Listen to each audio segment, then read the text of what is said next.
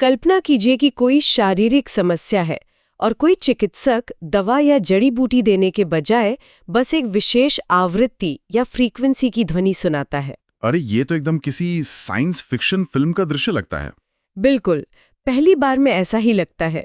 लेकिन सोचिए, अगर ये कोई भविष्य की तकनीक न होकर एक ऐसा विज्ञान हो जिसे सदियों पहले ही पूरी तरह से विकसित कर लिया गया था।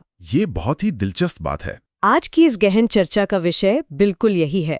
हमारे पास गायत्री चैतन्य नामक एक बहुत ही विशेष स्रोत है जिसे अनीता अरविंद सराफ द्वारा प्रस्तुत किया गया है। और आज हमारा जो मुख्य उद्देश्य है वो है गायत्री मंत्र के 24 अक्षरों और मानव शरीर के 24 अंगों की सुरक्षा के बीच के उस रहस्यमयी नक्शे को डिकोड करना। सही कहा। तो गायत्री चैतन्य के अनुसार इस ज्ञान का मूल संदर्भ कहाँ से आता है? देखिए, इसका मूल संदर्भ श्रीमद् देवी भागवत के 12वें स्कंद के 3रे अध्याय में मिलता है। ये भगवान नारायण और देवर्षि नारद के बीच हुए गहरे संवाद का हिस्सा है। अच्छा, तो ये कोई नया विचार नहीं है? बिल्कुल नहीं। ये कोई सामान्य काव्य भी नहीं है, बल्कि एक तरह का मैनुअल है जो बताता है कि ध्वनि शरीर पर कैसे काम करती है। चलिए इसे थोड़ा विस्तार से समझते हैं।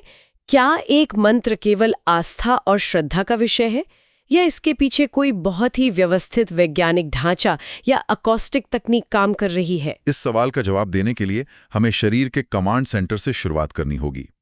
गायत्री चैतन्य के अनुसार ये रहस्यमयी नक्शा शरीर के सबसे ऊपरी हिस्से यानी सिर से शुरू होता है। मतलब ये ऊपर से नीचे की तरफ जाता है? हाँ, इसमें बताया गया है कि मंत्र के पहले 4 अक्षर तत्, स, वी और तू सीधे तौर पर सिर के सामने के हिस्से माथे, आंखों और कानों की रक्षा से जुड़े हैं। अगर तार्किक रूप से देखा जाए तो ये बिल्कुल सही भी लगता है।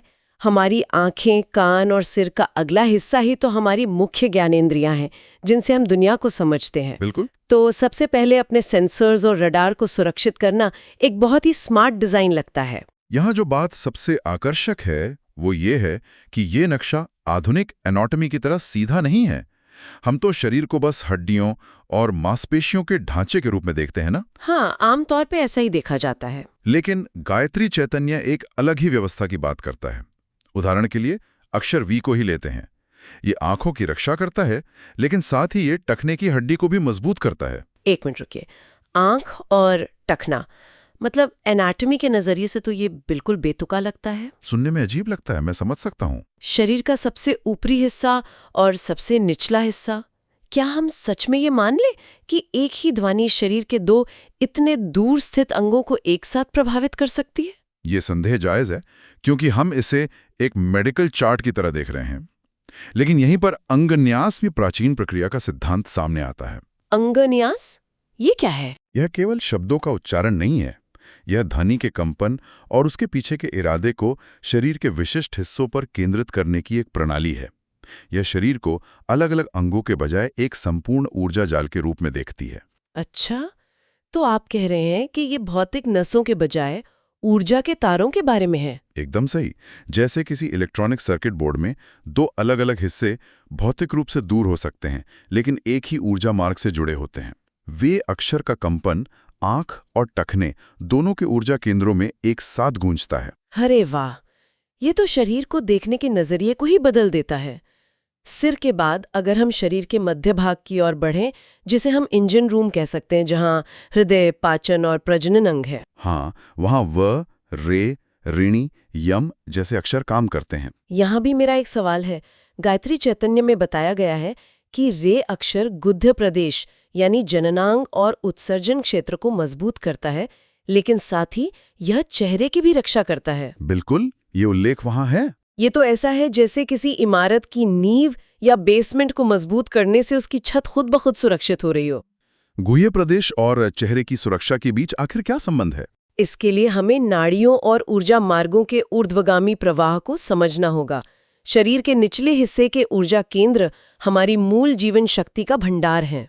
मतलब ऊर्जा का मुख्य स्रोत वही है। सही कहा। और जब इन मूल शक्तियों को मजबूत किया जाता है तो ऊर्जा स्थिर नहीं रहती, बल्कि रीढ़ की हड्डी से होते हुए ऊपर की ओर बहती है। यानी ऊर्जा का प्रवाह नीचे से ऊपर की तरफ हो रहा है। सटीक रूप से। आंतरिक स्वास्थ्य का सीधा असर चेहरे की चमक पर पड़ता है। रे अक्षर का कंपन उस मूल शक्ति को ट्रिगर करता है और चेहरे की रक्षा उसका अंतिम परिणाम है। ये भौतिक निकटता के बजाय ऊर्जा के प्रवाह पर केंद्रित है। यह बात वास्तव में दिलचस्प हो जाती है, क्योंकि जब हम इस नक्शे को और ध्यान से देखते हैं तो कुछ ध्वनियों की पुनरावृत्ति मिलती है। मैंने ध्यान दिया कि गायत्री चैतन्य में व और यौ अक्षर 2 बार आते हैं। हाँ, ये एक बहुत ही महत्वपूर्ण बात है। क्या ये किसी कंप्यूटर कोड की तरह है, जहां एक ही कमांड अलग अलग जगह पर अलग अलग काम करती है? पहला व अक्षर हृदय के काम और नाक के नथुने से जुड़ा है, जबकि दूसरा व कंधों की रक्षा और हृदय के स्वास्थ्य से जुड़ा है। ये बहुत ही सूक्ष्म अवलोकन है। इसे समझने के लिए हम गायत्री चैतन्य में दी गई संगीत की एनालॉजी का उपयोग कर सकते हैं। संगीत से इसका क्या संबंध है? जैसे भारतीय शास्त्रीय संगीत में एक ही स्वर अलग अलग रागों में इस्तेमाल होने पर अलग अलग भावनाएं पैदा करता है, कभी करुणा तो कभी वीरता। अच्छा, तो ध्वनि का कोई कठोर नियम नहीं है, बल्कि उसका क्रम महत्वपूर्ण है। बिल्कुल। मंत्र के क्रम में अक्षर का स्थान क्या है और जपने वाले का ध्यान कहाँ है, ये उसका प्रभाव तय करता है। इस प्रणाली की सूक्ष्मता सच में हैरान करने वाली है। इसमें बहुत ही माइक्रो डिटेल्स हैं, जैसे दाएं हाथ के लिए स्य और बाएं हाथ के लिए धी जैसे अलग अलग अक्षर तय किए गए हैं। इस बात का प्रमाण है कि दायां और बायां हिस्सा नर्वस सिस्टम में अलग अलग तरह से काम करते हैं। एक ही ध्वनि दोनों तरफ समान रूप से काम नहीं कर सकती। इसके कुछ और भी अजीब उदाहरण हैं, जैसे म अक्षर जबड़े को मजबूत कर हृदय की रक्षा करता है और हे अक्षर गर्दन की नसों को ठीक कर पेट की रक्षा करता है। हाँ, ये फिर से उसी ऊर्जा जाल की तरफ इशारा है। मतलब गर्दन की नसें और पेट? देखिए, गर्दन से होकर वेगस नर्व जैसी प्रमुख तंत्रिकाएं गुजरती हैं, जो सीधे हमारे पाचन तंत्र को नियंत्रित करती हैं। हे अक्षर का कंपन गर्दन के क्षेत्र में उस मार्ग को साफ करता है, जिससे पेट तक जाने वाली ऊर्जा सुचारू हो जाती है। ये बहुत ही शानदार नजरिया है। और जैसे जैसे मंत्र अंत की ओर बढ़ता है, ऐसा लगता है कि परिणाम और भी दार्शनिक होते जाते हैं।